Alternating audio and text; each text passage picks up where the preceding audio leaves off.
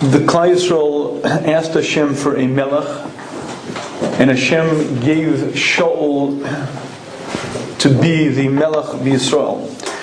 One of the primary functions of the melech was to be the chief executive officer to rid the Jewish nation of the various enemies that we had. We had many enemies, particularly the Pelishtim were a very, very aggressive and very obnoxious enemy. And one of the main functions of Shaul HaMelech was to wage war against the Pelishtim and to rid them finally from our borders. Various wars were fought, some successfully, some not so successfully. And at a certain point, there was a major challenge that the Pelishtim made to the Klal Yisrael. And Perek Yud Zayin opens up where the Pelishtim armies are gathered on this side of a mountain over here. The Jewish armies are gathered on this side of a mountain over here. And in the center is a very large valley. But this war was a bit different than your standard average battle. This war began by one individual, Goliath, walking out. Now, the Pasuk describes this individual. He was humongous. He was huge. He was so tall that it's difficult to believe his height. But it wasn't just that he was tall, he was enormous. He wore the type of armor that's difficult to imagine carrying, and he was literally a gargantuan individual. Each morning he would walk out and he would make the following proclamation: "You are servants of Shaul. Why don't you send out one person to fight me? Instead of all this bloodshed, instead of having two armies clash, send out one individual. If he wins, then we will also be servants to Shaul. And if he loses, then you'll be servants to me." The problem was that no one dared to rise up against this individual. Number one, they knew who he was. He had fought a number of battles against the Klal Yisrael previously. He had killed the two sons of Eli HaKohen. He had taken hold of the Aron. And they knew very well his might, his valor. And everyone was yara, a tremendous, tremendous fear. No one dared take him up on the challenge. Erev Vavoker, each morning and each night, he would walk out and challenge the Jewish nation, and the Jewish nation was filled with fear. No one dared take him up. Finally, recognizing that no one was going to take him up on the challenge, he said, "Okay, fine, just give me a man to fight. Are you a bunch of cowards? Are you losers? Send me out a man. Even if you don't want my challenge, at least send me out someone." For 40 days, morning and night, he'd come out in the center of this valley. For 40 days, morning and night, no one dare break ranks from the Klal Yisrael. No one took up his challenge. Interestingly enough, on the 40th day, David comes to the camp. Now, Yishai had a number of sons. 3 were active warriors in Shaul's army. Typically, only a certain amount from each family were active within the army. For that reason, David was not active at that time. Shaul knew well who he was, and he was a gibor, but he was not active in the army at the time. He was tending the sheep of his father. His father sent him to find out how his brothers were doing, and David heard the taunts of Goliath, and he felt a tremendous kinah. He felt a tremendous embarrassment for Hashem's honor. And he felt such a busha for the honor of the Shekhinah that he couldn't stand it. He began sending the message to Shaul. He let Shaul know that I will accept the challenge. And Shaul recognized that there was something unique about David's gevura. When David approached Shaul, Shaul tried to dissuade him. He tried to talk him out of it. He said, "You're going to lose. This Goliath is a minura. From the time he's a young lad, all he's known is battle. You can't possibly win this battle. Don't fight him." When Shaul saw that David was not going to relent, finally Shaul said, "Fine. If you're going in the name of Hashem, then let me be a participant with you." And Shaul took his personal armor, his sword, his helmet, and he gave it to David. Now, what was very unusual about that was it wasn't just that it was the armor, the sword, and the helmet of the king. It was that Shaul was heads and shoulders physically taller than the rest of the Klal Yisrael, and David was not. And though that armor should not have fit David, yet miraculously, Rashi explains to us that armor shrunk and fit David to a T. Since David was already anointed to be the next king, it was proper, and literally it shrunk on his body, the armor shrunk, and it fit him perfectly. And when he tried it on, there's a very interesting thing that the pasuk says. Vayachgor David escharbo mi'al lamodov. David tied the sword over the armor. Vayol alechet, he attempted to go. Kilo nisa. Vayom David Shaul. David at that point said to Shaul, Ucha leilech, I cannot go be'ela. I cannot go into battle with this armor, with this helmet. I can't do it. Kilo nisisi. But the problem is, lo nisisi is not clear what it means, and Rashi explains what it means. It's actually the Targum. The Targum says, I cannot go into battle with Goliath wearing this armor. Why? Ared les behunisa. There is no miracle if I go with this armor. If I walk out to do battle with Goliath wearing armor, carrying a sword, the miracle will not be clearly recognizable. It isn't a miracle. At which point David took off the armor, put down the sword, and he steps out onto the battlefield holding but his stick and then his shepherd's bag. To Goliath, this was an affront of the highest caliber. This was a rank insult, and Goliath took it as such and said, am I a dog that you come to me with sticks? And he began being macharef and megadef. He began cursing God. He used his own God's names to curse David, and he went on an entire litany. At which point David, standing in front of the entire Jewish army with the Plishtim on the other side of the mountain, said, you come to me with swords, all types of weapons.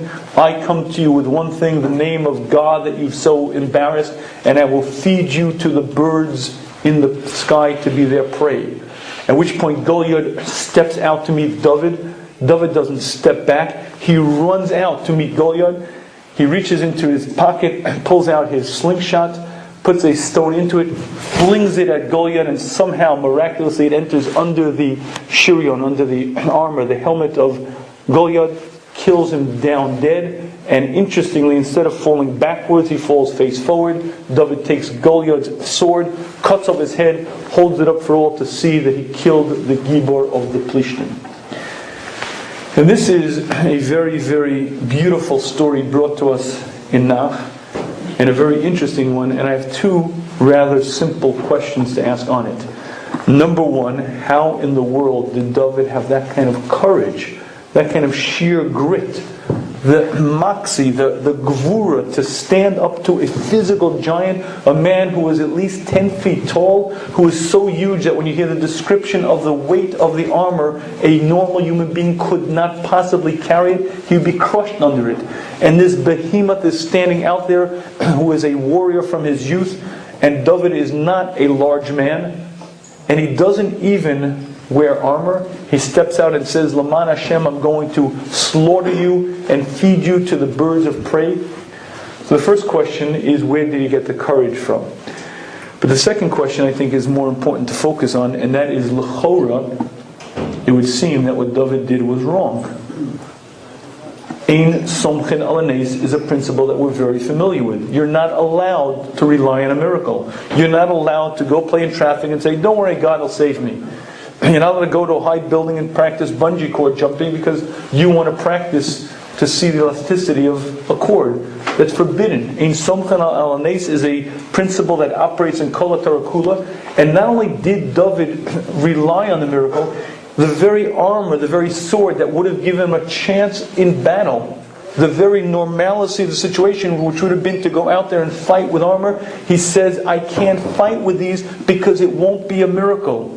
It won't be quite recognizable enough. He takes off the armor, takes off the helmet, puts down the sword, and goes out with a stick and a shepherd bag. That is the ultimate example of relying on a miracle. Question one is, where did he get the courage? Question two is, l'chora, it seems that he's wrong. He should not have done that. And I'd like to see if we can answer these questions this evening. And to do that, I'd like to borrow on something that we began touching on last week. And that is that even though our religion is primarily an issue of practice, of mitzvahs, of learning, every once in a while we sometimes delve into theology. And the reason we should do it is because, again, as much as we can, our job is to understand our Creator. And as much as we can, our job is to develop a relationship with Hashem.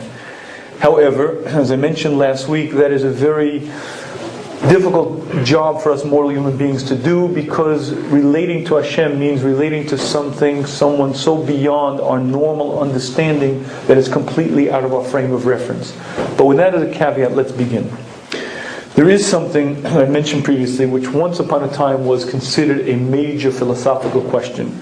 Now, I doubt any of you have been troubled by this question. I doubt you know anyone who gave up their religion because of it. But believe it or not, once upon a time, the following question was considered so profound that many people could not accept Hashem because of it. And here's the question. Please don't laugh. It's meant seriously. The question is, can Hashem create a rock that Hashem can't pick up?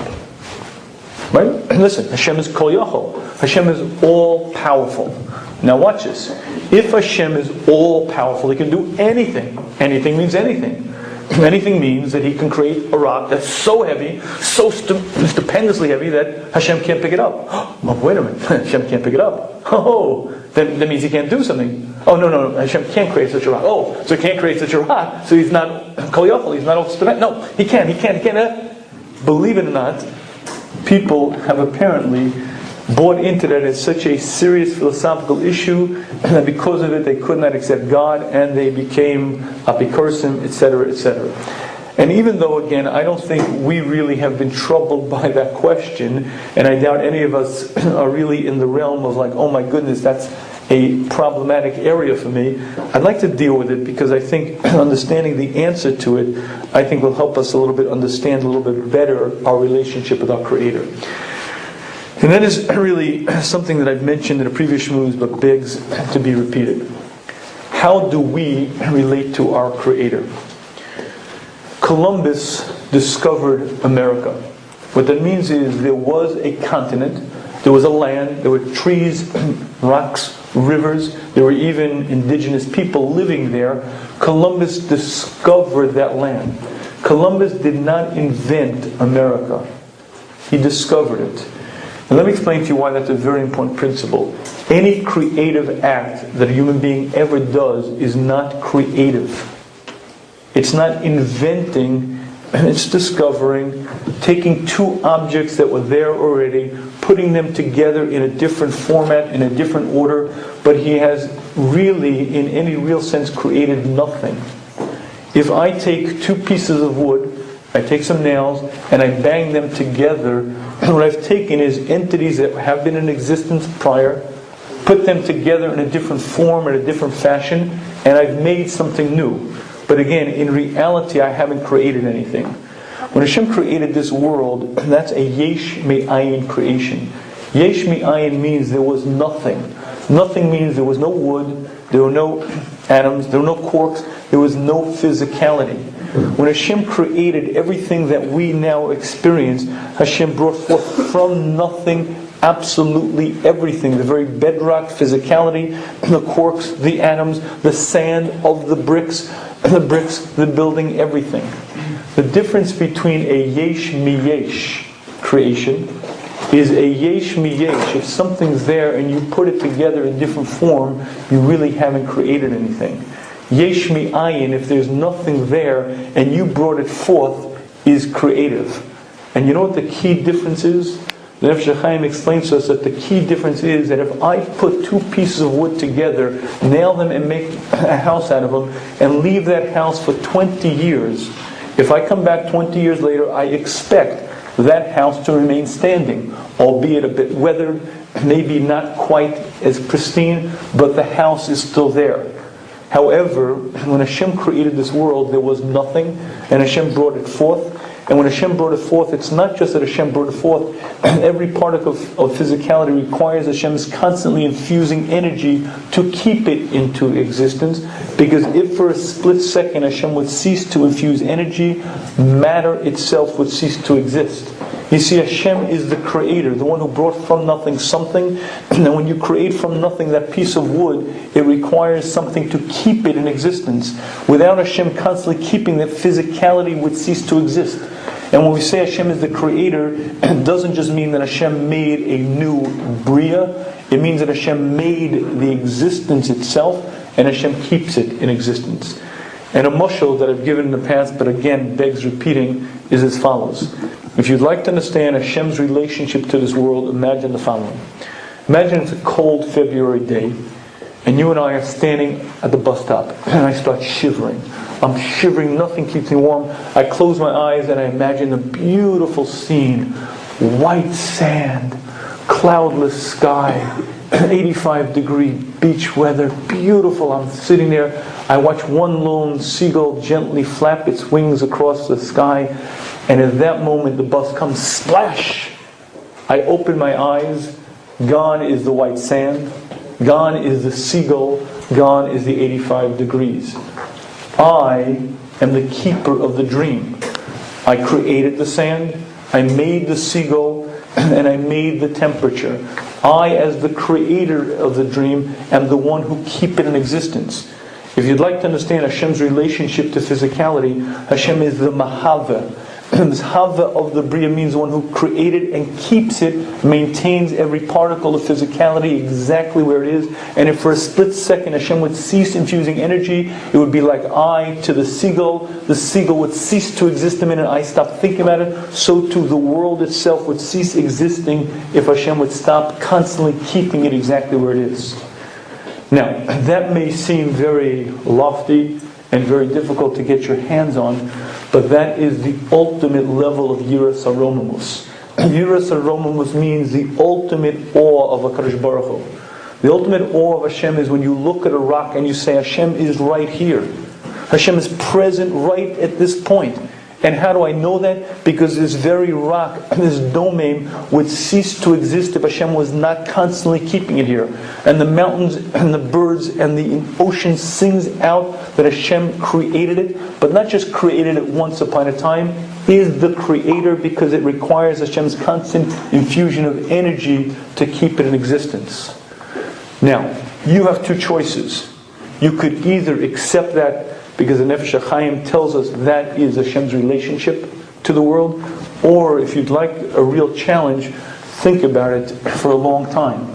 If you go for a long walk in the woods and you think about completely ayin, nothing, no physicality, I believe it is well within our capacity to understand that when Hashem created it, it needs Hashem's constant infusion of energy, and therefore every part of the world screams out, Hashem is here, Hashem is keeping it, and that is a very high level of Yira. To walk every step of your life, to experience Hashem constantly right there with you, totally involved in the world because you understand it has to be there, is a very great level and a very high level. The reality is that it is rare that we'll actually attain that level. Halavai, we theoretically understand it. Halavai, at certain points we get it, maybe during davening. And the Mesillas Yesharim describes tefillah. Tefillah, he says, is I'm having a conversation with my Creator, literally like I'm speaking to my friend right here. Hashem is present. So sometimes we'll feel it. However, Rabbeinu Avram ben Rambam wrote a sefer. The Rambam's son wrote a sefer. It's called the Maspik Lovdei Hashem, and he describes that once upon a time there were different types of Jews. He says there was a certain group of Jews, amongst them Nevi'im, some of the Nevi'im, who reached such a high level of understanding that they literally saw this, felt this on a constant, regular basis. He says even they had their ups and downs. Even the greatest of them can never maintain this all the time. But they reached such heights of understanding that reality to them was starkly different than it is to us.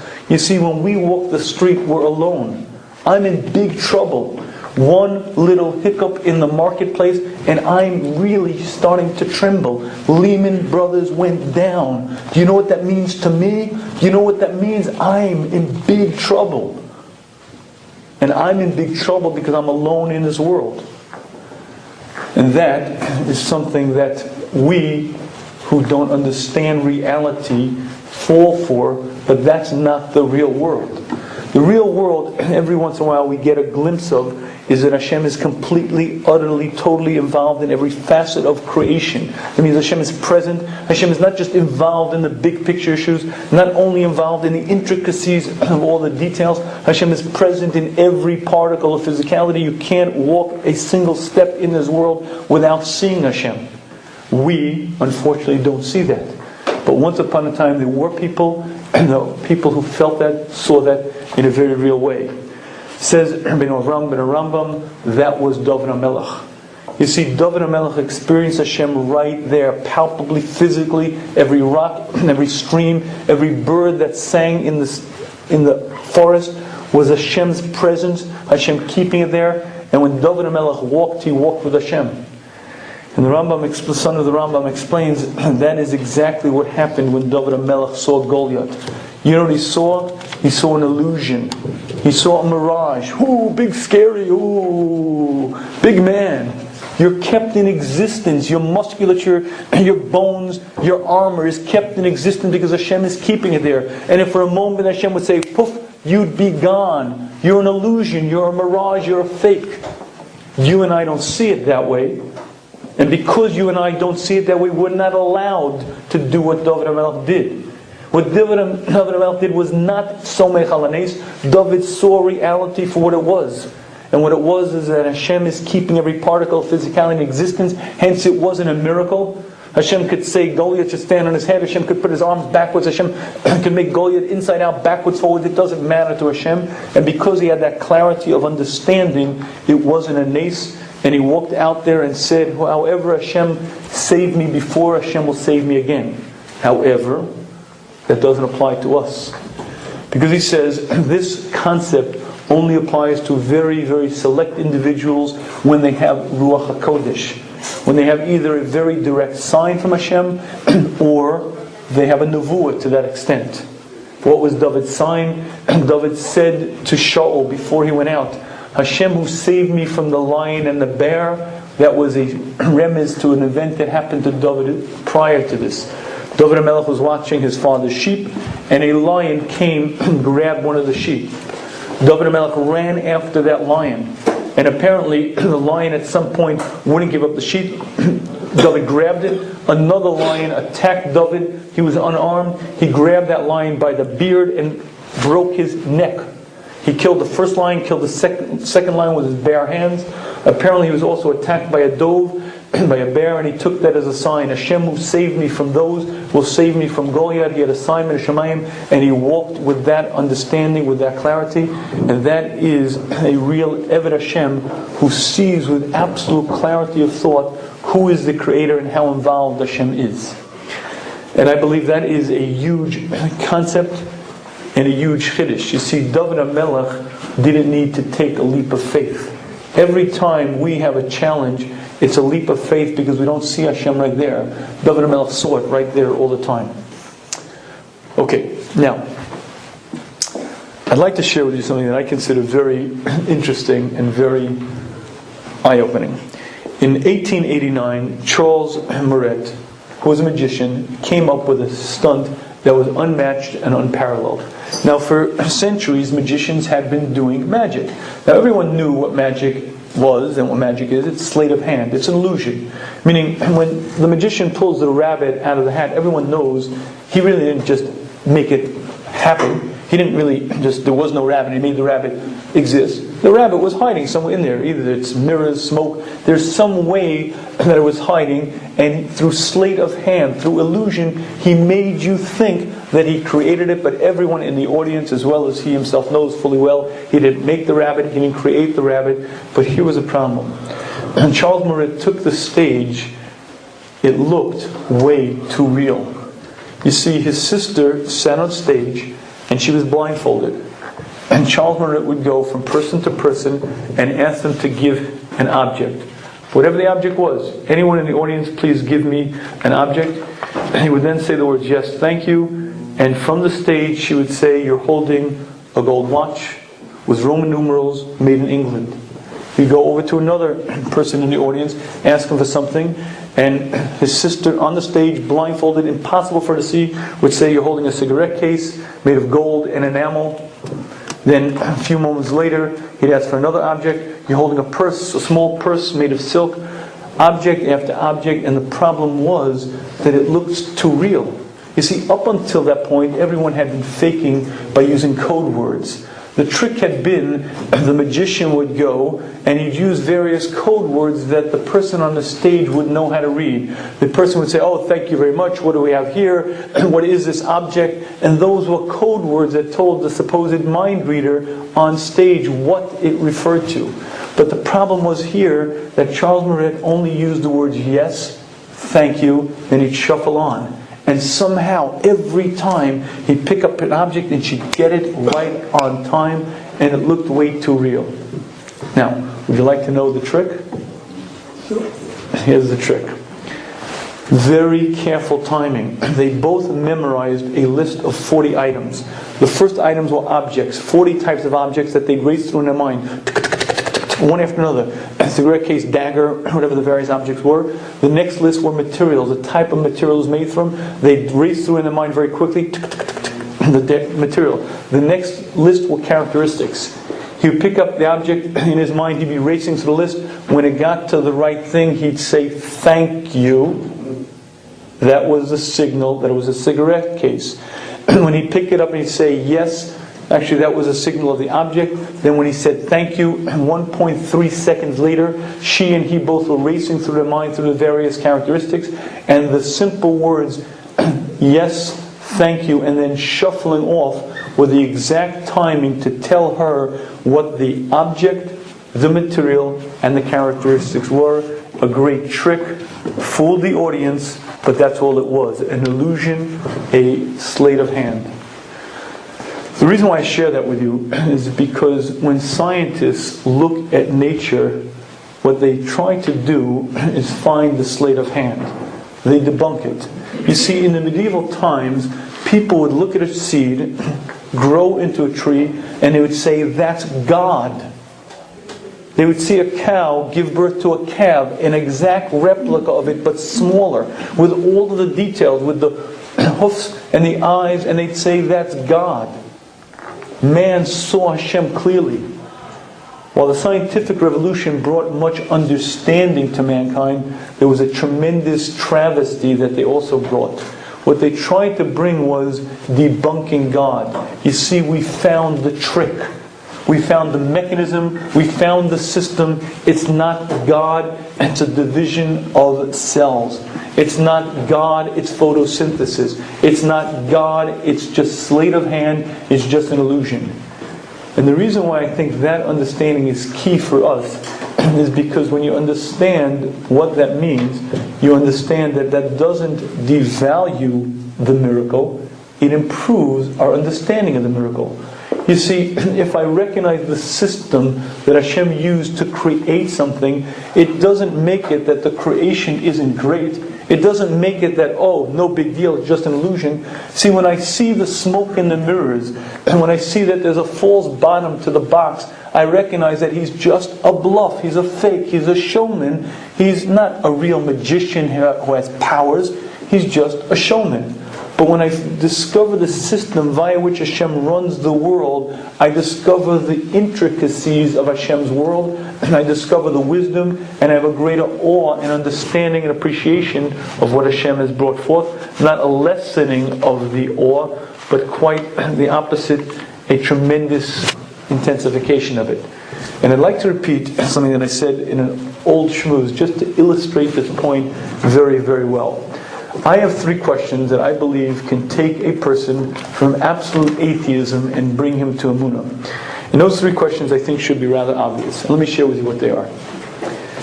If you take a little seed, a tiny little seed, and you plant it in the ground, and wait a good little while, a little bit of water, a little bit of sunshine, what comes out after a while is a very large, robust orange tree.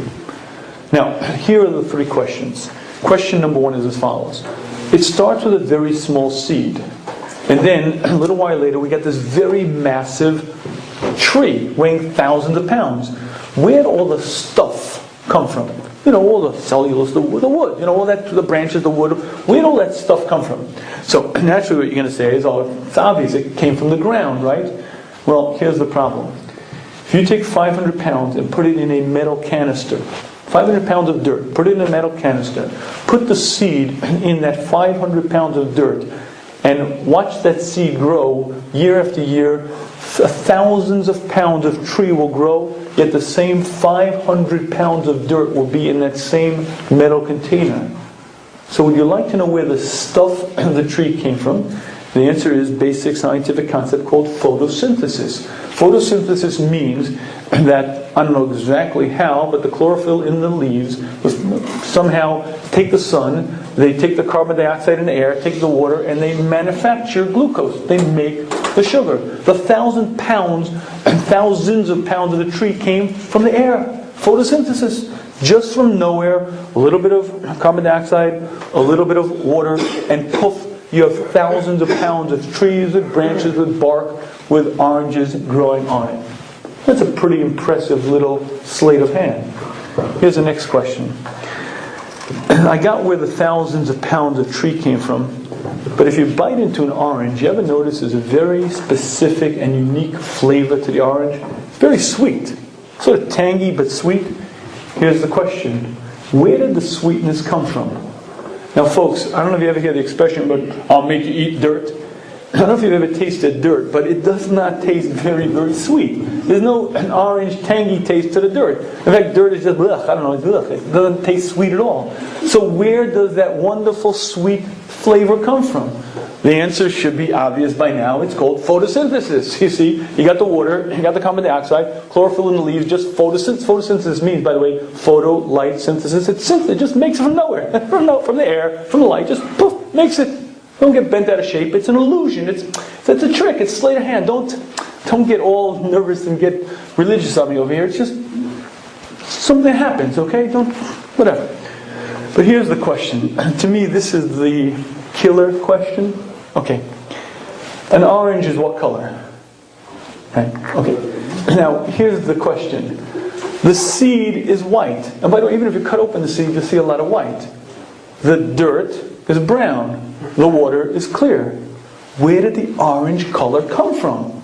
If you dig down to China, you will not find a depository of red dye number 40 mixed with a little bit of yellow. We get the orange. There's no orange in the dirt. There's no orange in the water. There's no orange in the seed. Where in the world did the orange color come from? Don't panic. Don't get bent out of shape. Photosynthesis. It is allowed. You know, they take the carbon dioxide, take the water, they synthesize it. No, we got orange.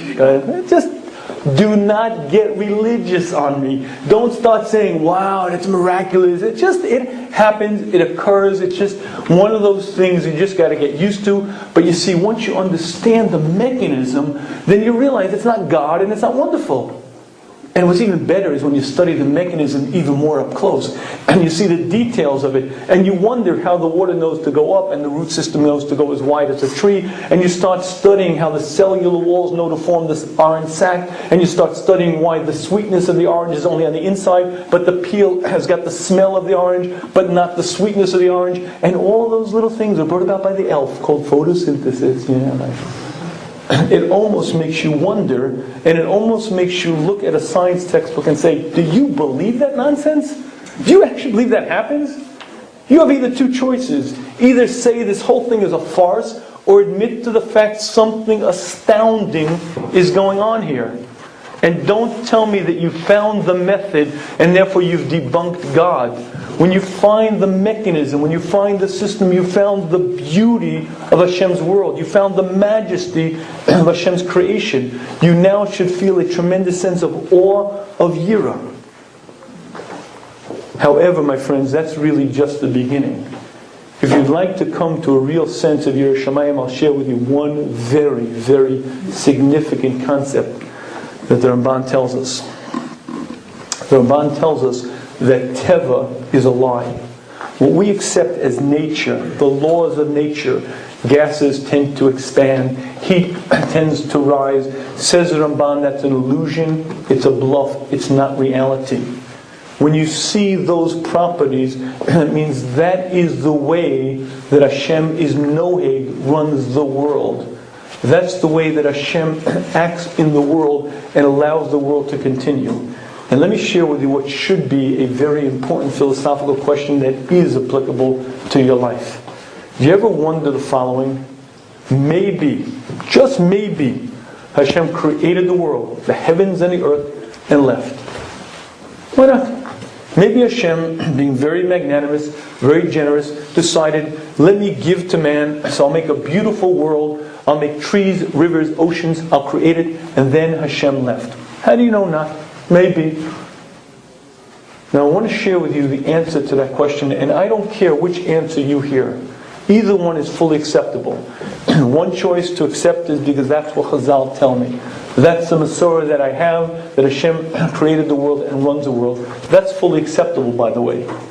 However, if you really want to know the correct answer to the question, the world itself, its physical existence, its systems, screams out to the fact that Hashem is present here. If you really understand the Nefesh HaChaim, you understand a domain, a rock cannot exist without Hashem keeping it in complete, total, utter existence. And that means domain means inanimate objects. But once you begin studying the systems, the mechanisms of the world, if you really understand it, what it means is that Hashem is right there telling which cell to divide, at which point, at which moment, all of the mechanisms, all of the synthesis, all of the creation that are going on a daily basis in this world, is Hashem right there allowing it to happen in the exact format that Hashem wrote. But the point is, when you watch that little seed become a powerful orange tree, you're watching Hashem telling each cell to divide, telling each part to go to which part to go where. You're watching Hashem's involvement in the world. And while you and I may be able to hear that in theory, and it may be an important answer for our philosophical perspective, David HaMelech lived that. That was his reality, that was his existence, and on a daily basis when he saw a robin hunt the worm, what he understood was there's a chai. A chai has a life force, that life force is kept in existence by Hashem, and is programmed by Hashem, and goes through its motions because Hashem is guiding it, helping it, going through every step of its way. And for David HaMelech there were no leaps of faith. Everything was Hashem, everything was right there, everything was Goli and revealed. Hence when he saw this big, powerful Goliath, he said to Shaul, I cannot wear this armor, I cannot wear this sword because it'll be an embarrassment to Hashem. I have a simon that Hashem is going to bring a miracle for me. It would be an embarrassment if I debase that miracle by making it look obvious, by making it look pedestrian. Take the armor, take the helmet, keep your sword. I'm going to do battle with Goliath and show the world what Hashem is capable of. Because David HaMelech had such a clarity of vision, because he saw reality for what it was, and that was his level of betachon, his level of emunah on a constant basis. And I think it's something for us to think about, especially in Elul, especially when it's easier to sense Hashem's presence. One of the key growth areas that we need to focus on is on davening and seeing Hashem's presence, feeling Hashem's presence. But how do you feel that? The key to feeling that is understanding that Hashem is involved in every particle of physicality, not just in the economy, not just in the marketplace, not just running the big picture issues, but Hashem is involved in every intricacy of this world, every intricacy of my life, and nothing can exist without Hashem, and certainly nothing can run without Hashem being there. When you understand that all of the systems, all of the mechanisms that science have discovered is great. It's great because it reveals to me the wonder with which Hashem runs the world. It reveals to me the systems that Hashem uses to currently act in the world. It's not a sleight of hand. Unlike the magician, when I've discovered the mirror behind him, when I've discovered that he really doesn't have powers, quite the opposite. Here I see this Galus Shechina, I see Hashem much more clearly, and that's something that David HaMelech lived with, and that's something that requires a lot of thinking about and a lot of working on. Let me close with one last interesting thought. In 1918, Harry Houdini took the stage. It was the Hippodrome, which then was one of the largest theaters in the world. 3,000 people were in attendance, and he bragged about the fact that he was going to make an elephant disappear. Now, Harry Houdini had been famous already for doing pretty nifty tricks, but he was an escape artist. Most of what he did was getting out of shackles, and this was rather unique, because he marched out onto the stage a fully grown elephant in front of Am Va'ida for the thousands of people to see it was real and it was there. And then he brought out a box. He brought out a box and he showed the audience the box, an ordinary box. He then put a ramp by the box. He walked the elephant into the box, closed the door. A moment later, opened the door, and the elephant was gone. Disappeared, not there. But that's not the unusual part of the story. It was the audience reaction. Basically, they yawned. No one was impressed. No one was very much moved. No one was very impressed. He did it time after time after time, and it basically was a flop. Now, would you like to know why it was a flop? I mean, it sounds pretty impressive. Making an elephant disappear, that's pretty good. Not pulling a rabbit out of your head, not making your cufflinks, making an elephant disappear. The reason why it was a flop was because Harry Houdini was a horrible showman. He was a very good escape artist and very good at holding his breath underwater in the frigid cold for seemingly unlimited amount of time. But as a showman, he was lousy. And the build-up was terrible, the presentation was lousy, and he did a bad job at marking it. Hence the audience was bored because just didn't kick, just didn't make it, just didn't move anything. And despite the fact that for decades afterwards, magicians were asking how did they do it and debating it, it became a flop in terms of magic. Why do I share that with you? Because you'll excuse me for saying it in this way, but our Creator, if it could be, is also, excuse my saying it, is a lousy showman. When Hashem runs this world, it's a magnificent performance. It's astounding. It's absolutely stupendous.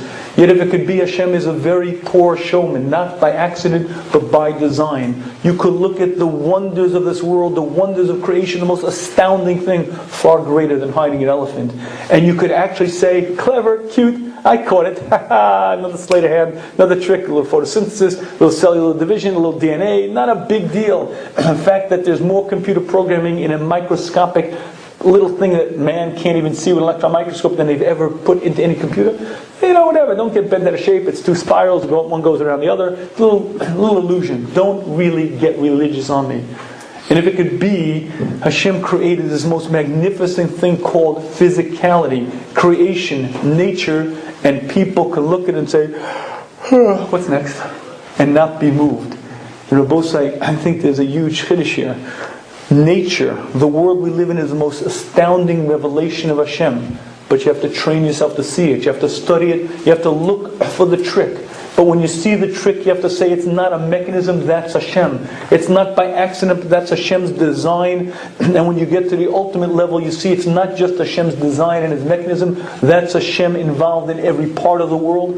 And when you do that, you grow in understanding, you grow in emunah. Ultimately, you see Hashem involved in every part of this world. May Hashem grant us understanding, ability to put into plan. Please join us after Marav for Shmuz.